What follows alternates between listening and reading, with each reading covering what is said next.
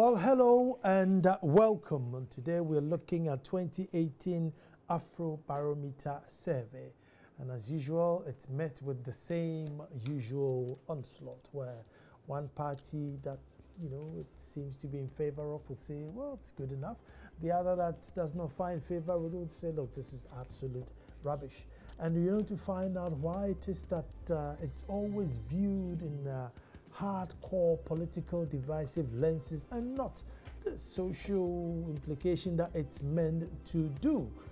One would ask, if the survey was done in September, why are they releasing it now? Is it to incite one over the other? Who knows? But that's what's on the table today. Apparently, 49% of the respondents pledged support for the MPP, as again 22% for the NDC. NDC saying, look, this is not what the paper is written on. The MPP says that, we'll take a thing or two out of this. My name is Nana Nsakwa, the fourth chief of the Little Republic of Akwemu Edumasa. When I come back, we are looking at the 2018 Afrobarometer survey. Don't go.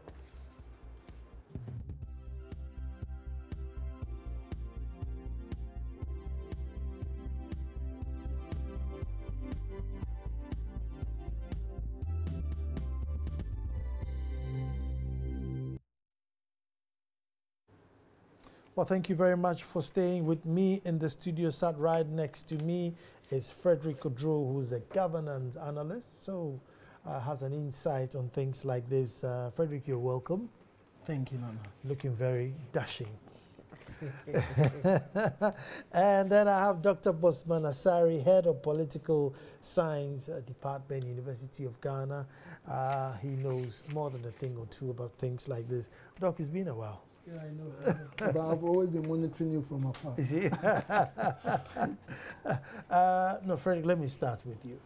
I'd say, why are these reports not seen in any social light, but always, hardcore party political lenses? Why does it create that? Well, I've come to a particular opinion in the last few years. I realize that when we talk about governance in this country, unfortunately, it seems to be politicians who think they have a right to the governance process. But this is quite unfortunate because there are key stakeholders in the process. And if we were to look at them, all the governmental, the executive, the legislature, the judiciary, they are on one side. You have the private sector, which interfaces a lot with government on the other side.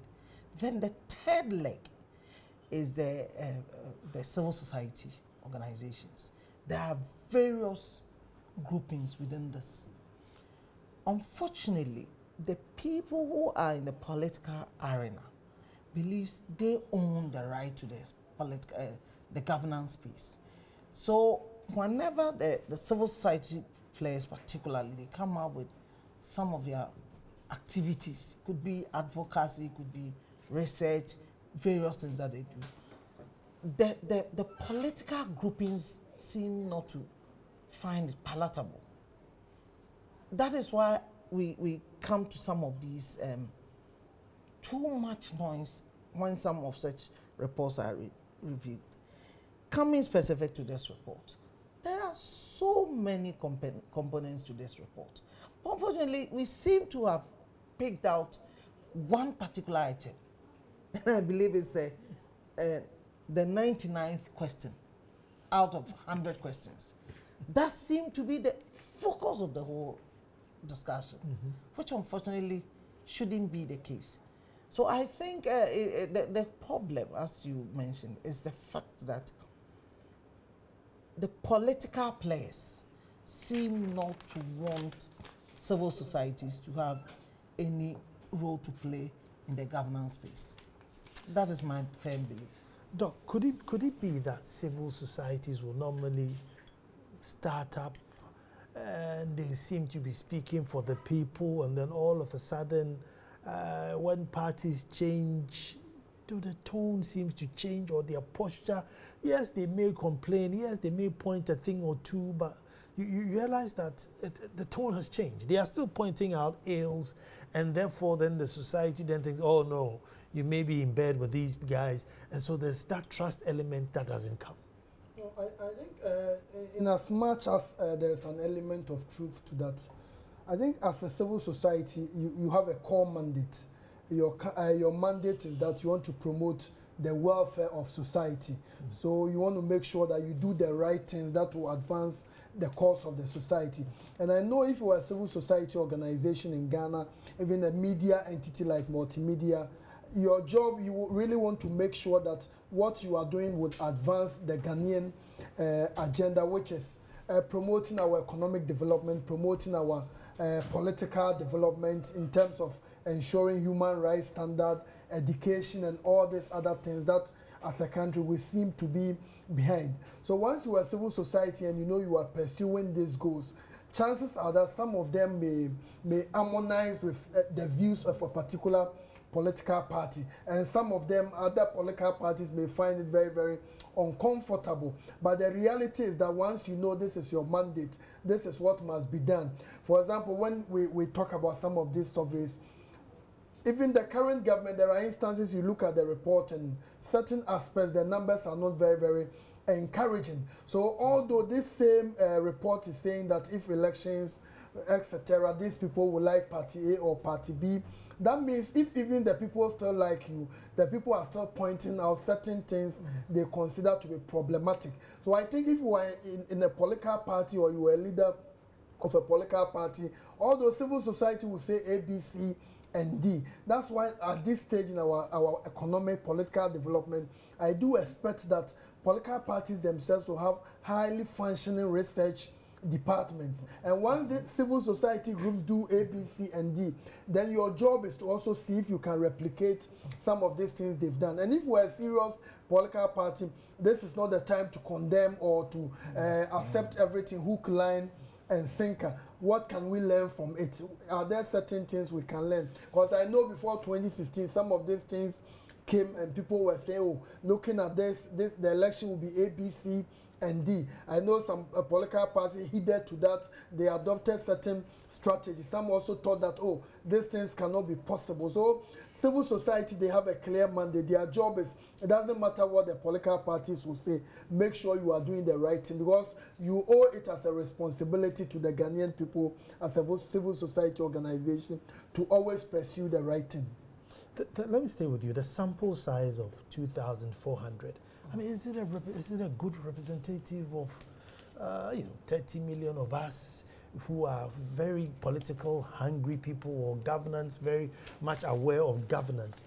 I mean, do you take 2,400 people's decision and think, well, this is what the nation will be leaning towards? And I think that when you look at some of the descriptions they have given about methodology, 2,400 is enough. If you do it properly, I know you look at a country like Ghana, if it's done properly, methodology, proper sampling, you can even use 1,000 and it will give you an accurate picture of the country. I think they even provided a margin of error of plus or minus 2 in there. So I think the number is very, very important, and the number, it can give you a clear picture. And when you look at CDD as an organization, has international credibility, and Afrobarometer is not only a Ghana something. When you look at the report, many African countries, I know in recent times even the North Africans have joined other countries outside Africa. So it's a credibility issue. So if they are not able to do it very well, others will look at it and they will be mocking them. And I know this is an organization that gets funding from several agencies, and these agencies will really want to see to it that you are doing something that can stand the test of time. I don't know so much about the work they do, but I know when they develop their methodology, they are able to get others who really understand how these things are done so that they may go ahead and implement. So I think the number is very fair. That's why I made an earlier point. If we're a political party, look at what they have said. You look at even the numbers, I know we'll go into some detail. What they are saying about 49% for the MPP, about 22%. If you are NDC, I don't think you should see this as a major problem. In any case, I think many Ghanaians know that the MPP will likely have the president as their candidate, but for the NDC, they've not gone to the polls to decide who is going to lead the party, although there's widely speculated that Mr. Mahama will lead, and he hasn't come out openly. So I expect that once the NDC, they have a candidate, no, some of these numbers will change. And the point is that the survey, the people made their decision at the time it was done. And this was done somewhere in September. So I expect to see some variations. A lot of things might have changed. But it also sends a clear signal that if you are the NDC now, you must begin to look at this report. What are the people saying? Do they expect government to do certain things which, when we were in government, we were not able to do it? And if you are the MPP, you are having 49. This is a government in power. 49 may not be enough for you. So what are you going to learn from a report like this, so that looking into the future, are the people thinking the government is so slow, certain things are not being done properly, or we are not doing the things they expect us to do? So I think for both political parties, they have a lot of things to learn from the report. I'll come to you, Fred, but let me go to CDD, if I may say, and speak to not speak to, but here, listen to Dr. Kwabena Mensah Abrampa explaining how the samples is. Ghana data was collected from September 9 to September 25, 2017. In fact, I've been monitoring the media, and people are saying population estimate of about 29 million, and you interview just 2,400 respondents, you think you have a sample. That is what happens. Even in the advanced countries, in the US, you need not interview everybody before you can get a presentation of a survey that you want to conduct. In the Afrobarometer survey, you know, it's conducted in 39 African countries, and it's same protocol across the countries that we do it. So you either do 1,200 or 2,400, but in a Ghana survey, we did 2,400. This is how it goes. You know, the statistical service has what we call enumeration areas, and we have data for every region. So the population density per regions determines the percentage that each region will get. So we go to the population, the statistical service for the data, and they do the sampling, even detailed sampling, using the protocols that have been established by the Afrobarometer partners to get us the enumerated areas.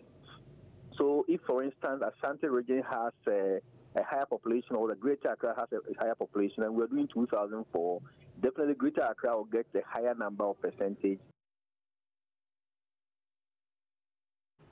Okay, so that's how scientific, or that's how technical it is, that the sampling is done.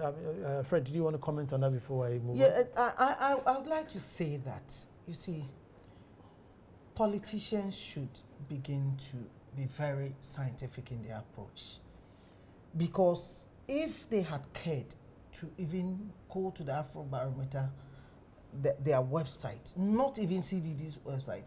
Mind you, we are talking, CDD is part of a team of working, as of now, they are doing this process in 36 African countries. And the system is laid out by the Afrobarometer program, indicating how they should go about this. Looking at what they said the samples usually include either 1,200 or 2,400 cases. In the case of Ghana, they opted for the higher number of 2,400. So I'm very much surprised that anybody who can easily confirm some of these data, because he's not happy with what has been projected, is trying to bastardize this process. I think we've had too many of such instances. I quite remember just before the elections, and the Department of Political Science in the University of Ghana, some of their team led similar survey, which got the election results almost, it was very close. In fact, even their projection was a little bit lower. The young doctor was so bastardized in this country, and I was amazed. That's why I feel that politicians do not learn. And I want to send a word out to our politicians, particularly MPP and NDC, that there are a lot of issues raised in this research that they should all sit up and look at. At the end of the day, we're looking at the development of this country. And if our politicians are not going to listen to what we are saying and would rather want to look at what suits their political image, I think we're not going to develop this country. On that note, let's go and listen to Kofi Adams, who's the national organizer for the NDC. You know very well that the CDD, and this is on record, that in 2003, the NDC severed relationship with them because of their biased nature. And their bias has always been in favor of the MPP and against the NDC. But that's 15 years ago. Please, and it has continued. So you're still boycotting the CDD? Since when did God break ranks with Satan? So in this case, NDC is God, CDD is Satan? I'm saying that we have broken ranks. We haven't built any relationship again. We haven't renewed it. And it's there. Because of what? Because of their biased nature. And that has not changed. And that even reflects in their survey. And they couldn't hide it. So clearly, even their choice of respondents should tell you. And I'm surprised you are surprised that they will do a survey of this nature, and you know the selection of their respondents.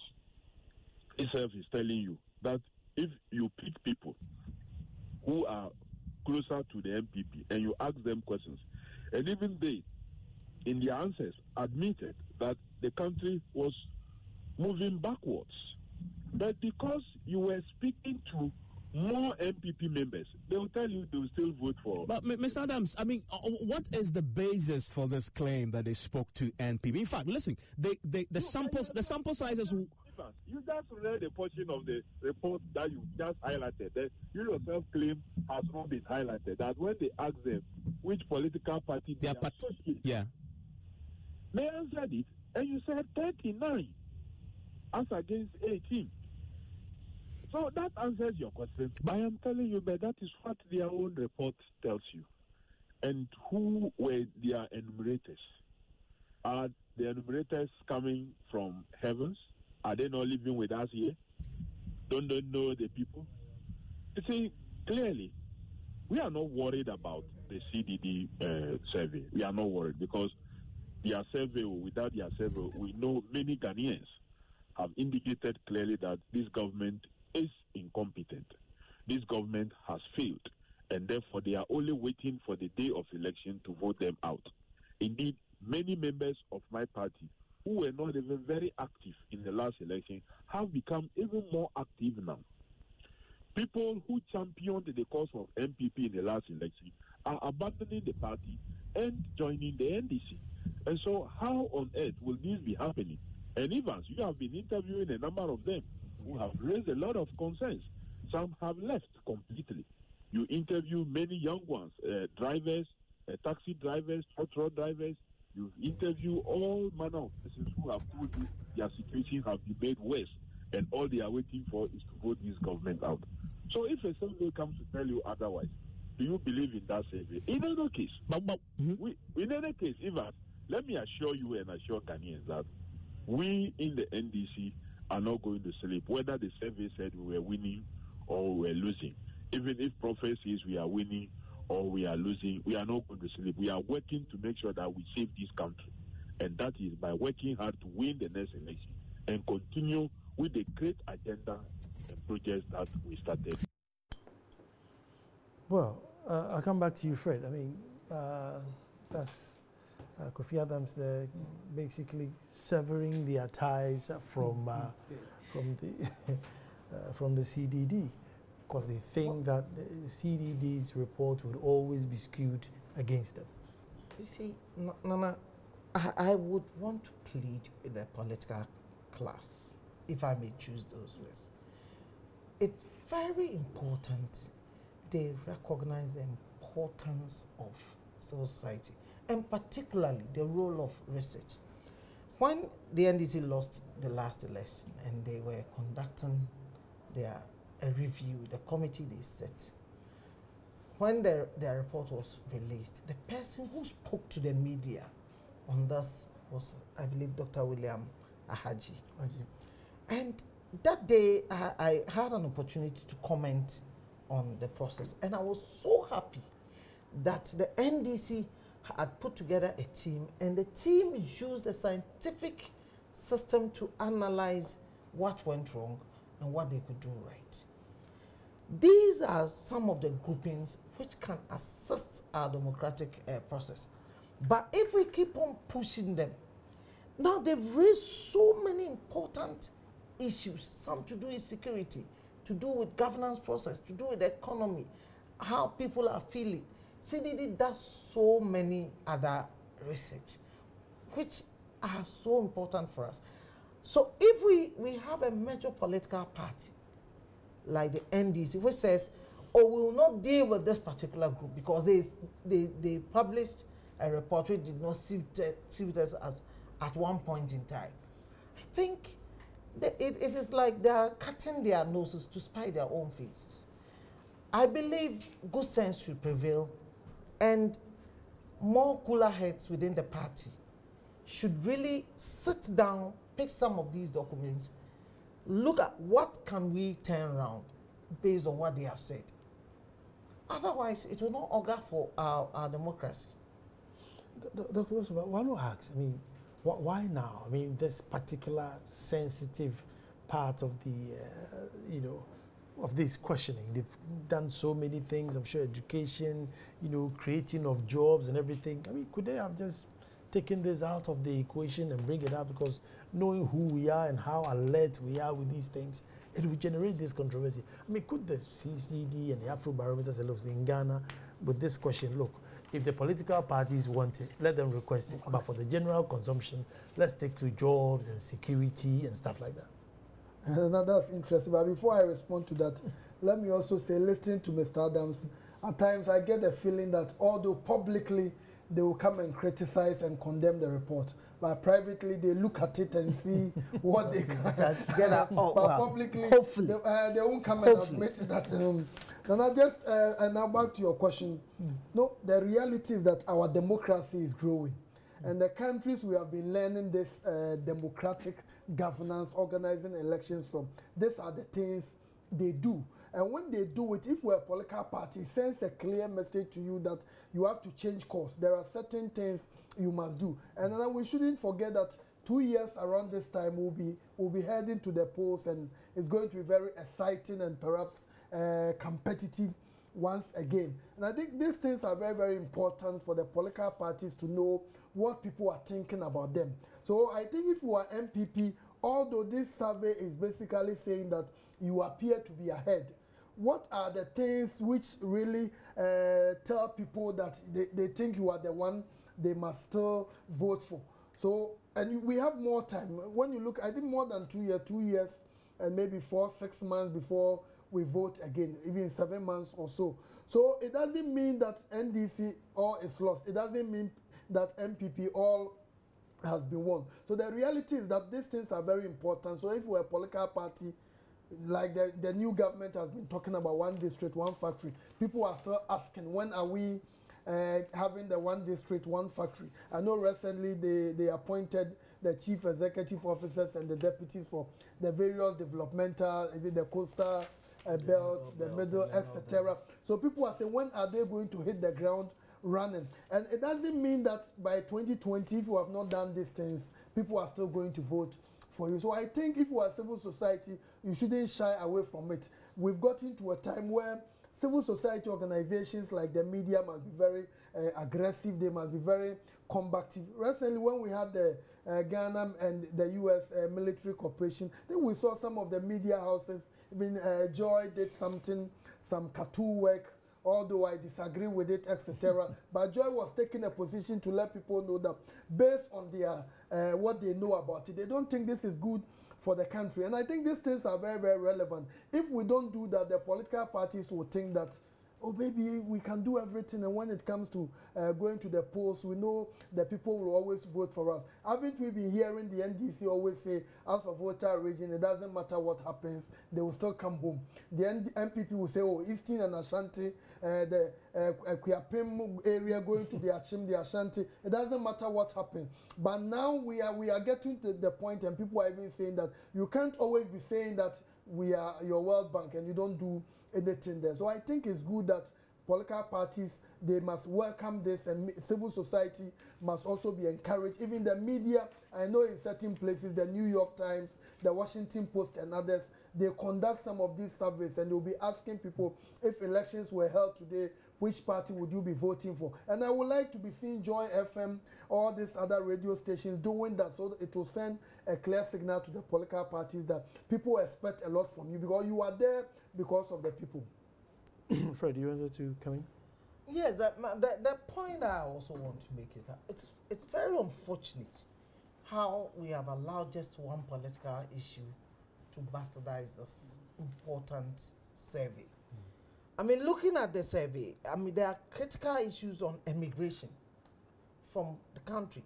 There are issues doing with political party vigilantism, mob justice, illegal small-scale mining, then the Ghanaians' perception of corruption. These are all, in fact, these are the meat of the survey. Yet we've thrown all of them away. If you go into the survey, I find this survey to be one of the most credible surveys I've come across. There is a question that they asked at the very end of the survey. And they were asking this question. Question 100, they said, who do you think sent us to do this interview? And this was very important. If I were to look at just this issue, I would say, oh, this question will just throw away the credibility of my survey. So I won't even ask this. But because this is internationally designed program for the whole of Africa, as of the last count, I think there are now about 36 African countries involved in the process. Yet we are not looking at these things. So I think our politicians are not helping us. I would have wished today we were discussing all the critical issues that they've raised in this report and see what are we doing as a country. I believe if the question of security had we asked earlier in this year, it would have been a different issue. So let us look at critical issues affecting the people. That is why sometimes some of us don't trust politicians, because they don't listen to us. They want to foist on us what they think we should know, not what we will say. But every serious political organization should be interested in what the survey has brought out, so that they can actually prepare themselves to meet the expectation of the people. Otherwise, they will take us for granted. And I think the Ghanaian is now more savvy than what the politicians think we used to be. I mean, I was going to the Ghanaians, so Dr. Bosman, as we were, trying to get politicians to either like it or hate it, well, mainly like it, but the average citizen, I mean, is this any important to you? No, I think the average citizen, especially, now Ghanaians have become more politically conscious, and people are following. And I was telling someone that I think the government must not be sitting down. The government must be seen to be working. Because when you look at social media, recently when the appointment of the development authority, or people who you could see from their previous comments, they've become supporters of the government, or they've always been supporters of the government. You see them asking questions, or why appointing several people. So many Ghanaians have become highly discerning, politically aware, politically very, very conscious, and they follow what is happening. So people are questioning authority. Why are you using our resources in a particular way and not in the other way? So citizens want to know what is actually happening. And if you are a government, I think because of the principles of accountability, transparency, etc., when you are doing good things, you want society to know that indeed you are doing something that is good. I think over the weekend it came out that our economy grew by almost 8.5%, which we've not seen, I think, since 2013, or when we had almost 13 or so percentage points. So these are clear indications that the government can be trumpeting that, but the government must also take into consideration, are people actually feeling the economic growth in their pockets? These are macroeconomic indicators, so people are interested in. But the cocoa I buy, when I go and buy the 80 pesos or the 2 Ghana, nothing has changed. Or if in anything at all, I need to buy more to be able to meet my what I've been buying in some years before. So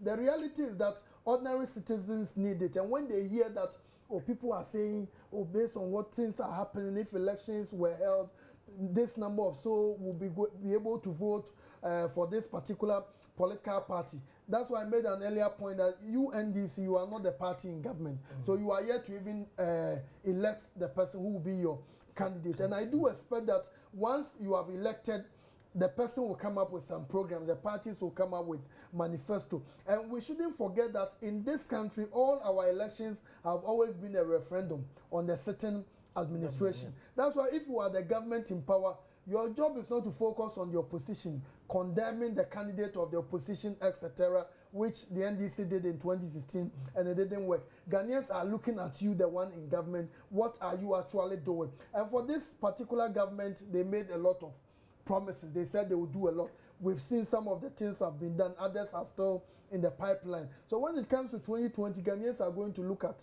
you said you do this, you'll be electing district chief executives. What have you been able to do? Have you made the effort and there was a problem? You said one district, one factory. If even you have not been able to do in all the districts, what have you been able to demonstrate? Mr. Mahama did a lot of projects which he didn't complete. The school, senior high schools, have you been able to complete them? So Ghanaians are going to look at all this and will be able to make a decision. So I expect if I'm the NDC as a party, I'll look at this. What are the things we are going to learn?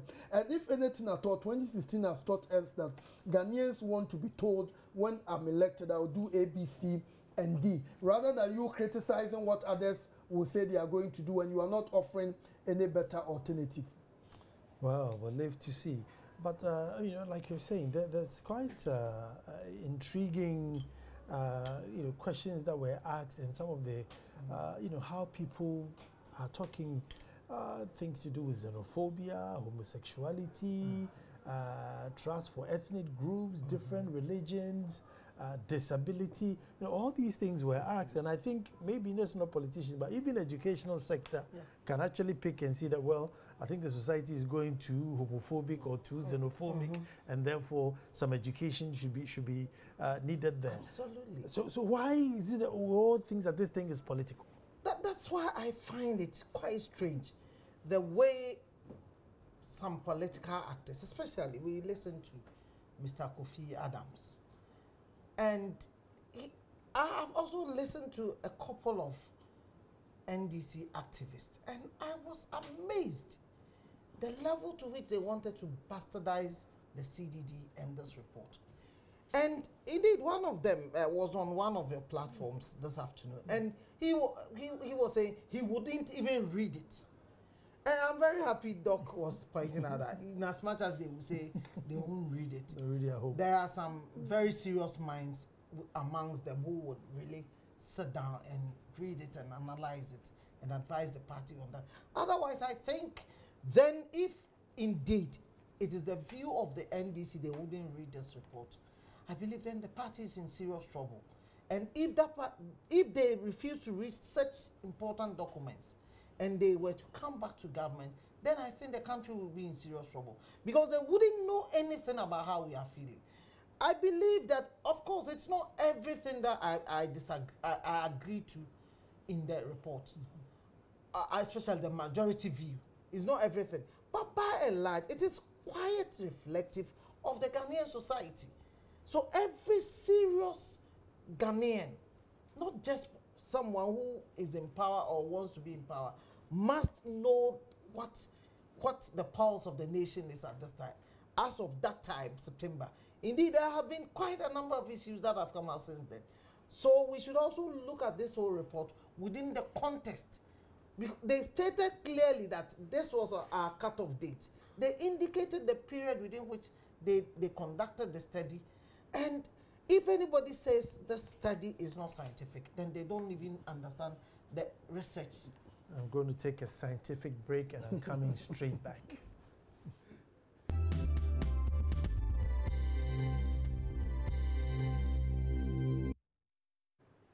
Well, thank you very much for staying, and it's a very interesting report. Get your hands on one and just brush through it, because I think they seem to sit and thought of all our issues and basically couch questions around them and asked the questions. But one thing that I'm really surprised, I thought we were very ethnocentric, but according to the report, we are not.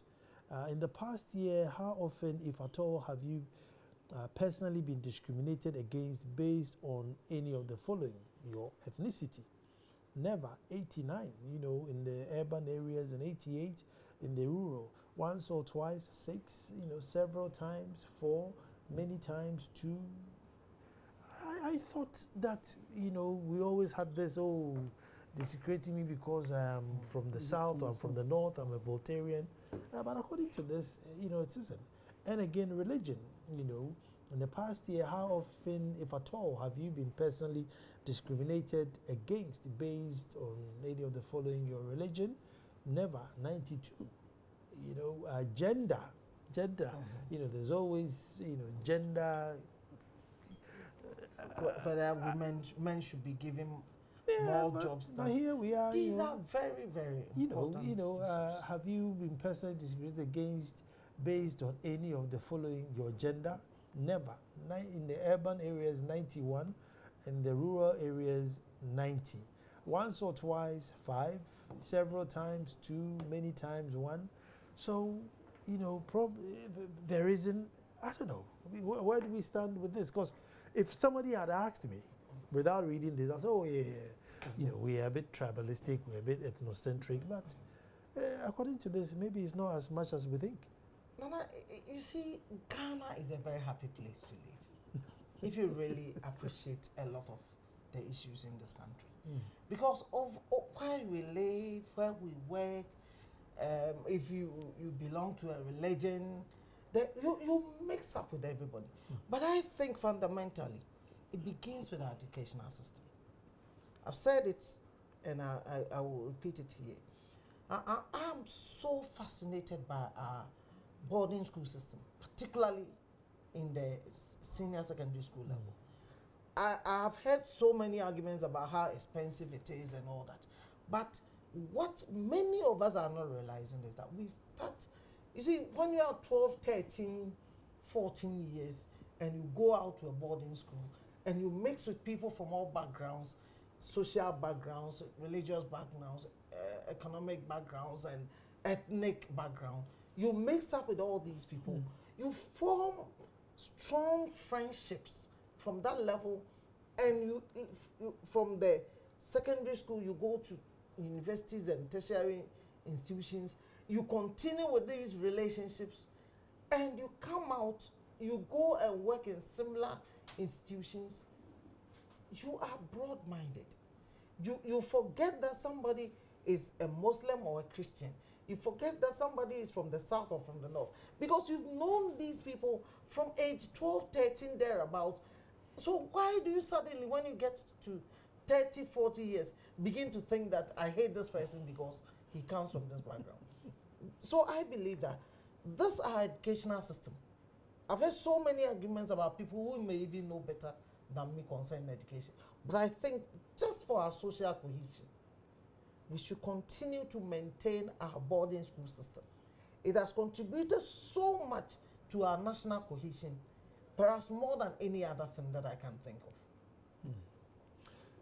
Doc, this is another shocking one. Please tell me whether you approve, disapprove of the following statement. The government should be responsible for providing alternative livelihoods for Ghanaians who are currently engaged in illegal small-scale mining or galamsey. And then they ask people from the urban and then the rural area, male and female. Now, those who strongly disapprove in the urban area, 7, in the rural area, 5. Disapprove in the urban area, 9. Neither approve here or there, 3. And then approve is 34. And then strongly approve 45. That they should find alternative work for these. That's a very strong message there. One of the key challenges we have a very weak welfare state. The welfare state in Ghana is very, very weak. And in Ghana we do a lot of things, but we don't take into consideration the welfare of the people. How many times haven't we heard that these galamseyers, they are breadwinners in their families? So once the government is adopting a policy or taking a certain measure that would deny them that particular role they play, the government must be seen to be playing a particular role. That's why if we had the resources, the best approach would have been, okay, stop this. For the next 5 months, the government will be giving you this amount of money at the end of the month, and make an effort to also look for something or get something to do, which is done in several parts of the world, especially in the advanced society. But we know in our system, the resources are not there, and we've had issues with corruption has become a major challenge. I think the level we have reached as a country, when you look at the GDP, something more than 40 billion. So we should be able to, the government budget, to have some allocation for some of these purposes. Because people strongly indicated that they think if we are saying these people are engaging in an activity that undermines the social good, the collective good of the society, destroying the water bodies, and we know this has become their source of livelihood, something must be done. So I think it's a major problem, but we also must look at the resources at our disposal. We look at the budget of the government of Ghana, something around $10 billion. Recently, I chanced on some data, and I noticed that a country like Australia, we are more than them. Their health budget alone is $160 billion. And Ghana, we are almost 30 million, and the national, even the GDP is about 40 billion. So that means we have to be seen to be working very hard. We have to work very hard. And when I look at, we've not done a lot of things right. So we are hoping that the next few years, with what the new administration is saying, Dr. Afrobarometer recently was in the US, and it was, Ghana is rising with the way the economy has grown by 8.5%. If this can be sustained over the next 10 years, we are going to see a significant impact in the economy where ordinary people are going to feel it, and the state will be able to have some allocation for some of this intervention. Because when you are taking food away from someone without providing an alternative, I think it's very dangerous. It's not good, but we know in Ghana, because the resources are not there, when these things happen, all of us will look unconcerned. We don't hear the media, who was at the forefront, saying that, oh, the Galamsey it's not good, the civil society. We didn't hear the same group coming to say, government, if you are taking this away from them, what program do you have for them? And if the people are not ready for that program, it's a different ball game altogether. But the government did not come up with a plan for that. So I think the people were right. It's a very good observation. Fred, I mean, I'm a bit baffled on that one, because if you ask me, as somebody is engaged in a legal activity, and that government should go and find a supplementary activity for that person, I'll say, hell no. Go and find your own job or get yourself regularized. But that's not the sentiment of the people. Mm-hmm. And the words, the voice of the people is the voice of God. That is an important part of governance, that the people in power should know what the citizens are saying. This is one of the key things that we take out from the survey. So now, the government, there was a major national crisis. Indeed, we are still not out of that crisis. The Galamsey problem, unfortunately, seems the spirit has gone down. I think the problem is not over. But indeed, we need to look at, if you take these people away from this antisocial activity, they must look after their families. They must look after themselves. They shouldn't be allowed to go and join the big unemployment pool.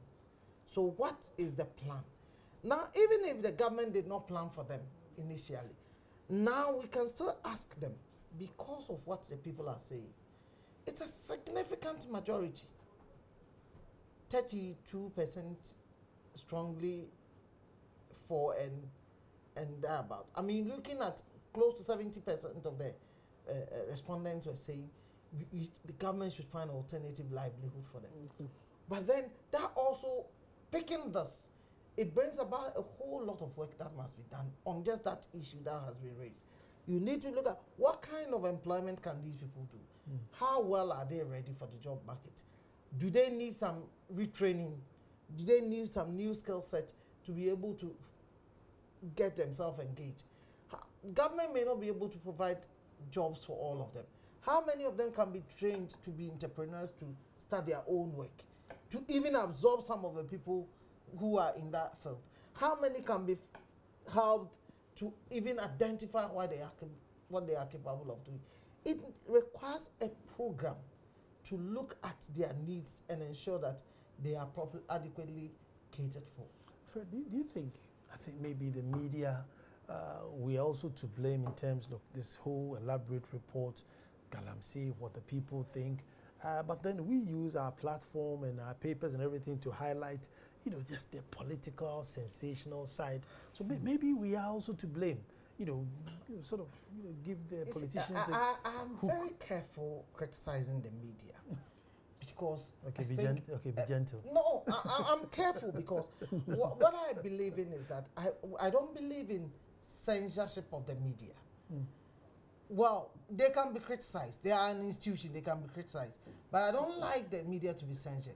But I think that over the period, people are watching media houses, looking at your content, and they will say that these people are doing well and these people are doing worse. Now, let's not forget that, with the exception of maybe the national broadcaster, virtually every media house is a commercial media house.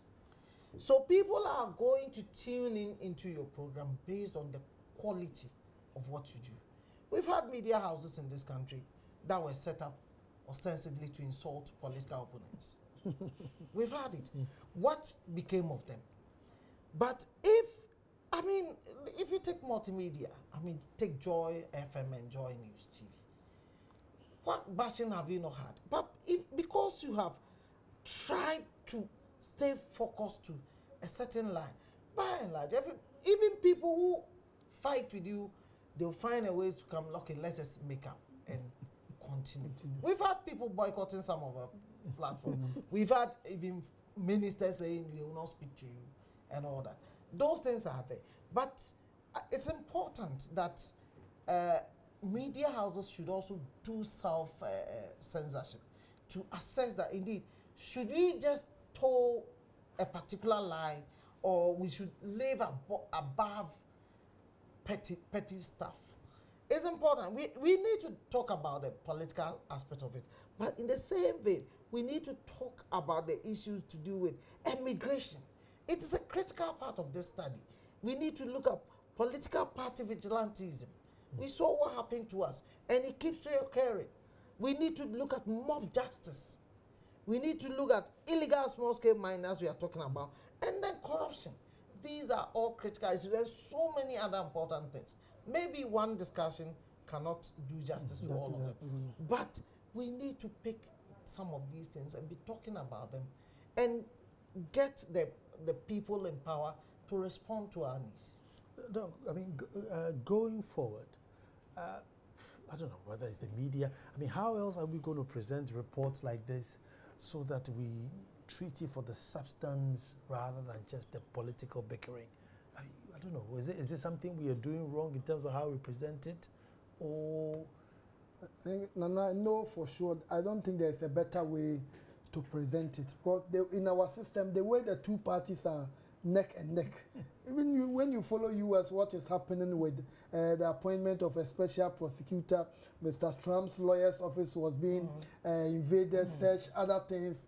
The Republicans and the Democrats, we have a replica in the MPP and the NDC. So everything you do is going to be viewed from that angle. But the main thing as a media entity, as a civil society organization, is that make sure you are doing the right thing. Make sure you are following the right procedure. If you are a media entity, you are reporting. Once you are doing the right thing, if it will favor these people, it will not favor. I don't think you should be worried so much about it. Your job is to present the facts as they are. I think he was saying something about immigration. When you look at the report, about 1 in 3 Ghanaians, literally 33.3% are intending to leave the country, and 1 in 10 have a clear plan that now they want to go. So if you are government, that means there is a problem. You must look at it. Why is it that about 33% of the Ghanaian people are saying that if they have an opportunity, if they get the chance, if they get the opportunity, they will leave? And I know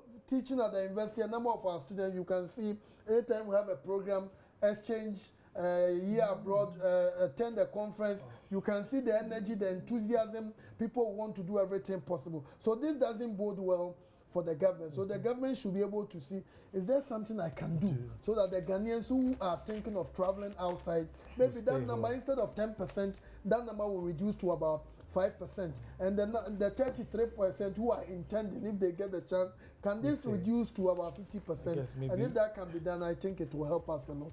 That's a big one there, but I go to give you this number. It's 024366 2001 024366 2001. Tantis Fashion, they make my shirts for the show. Give them a call. Wherever you are, they will post your shirt to you. I want to say thank you very much to Dr. Bosman Asari and Frederick Odro. It's been an insightful conversation, and I'm sure it's just beginning. We'll be back tomorrow to do this all over again. Thank you very much for watching.